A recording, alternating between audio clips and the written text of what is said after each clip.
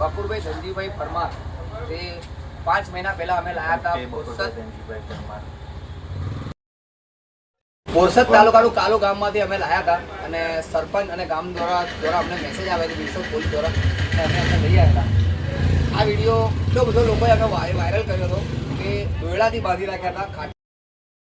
એટલો બધો કે એની કોઈ લિમિટ નહીં. દોયડાથી બાંધી અને અમે રાખતા હતા. 5 મહિના પછી એકદમ સુસ્ત થઈને જાય છે કે જે ખરેખરમાં એક માણસની જેમ જ જે જીવતા હોય એવી રીતના અત્યારે આપણા આશ્રમમાંથી એમને શું થાવ તમારે ભાઈ બરોબર શું નામ તમારું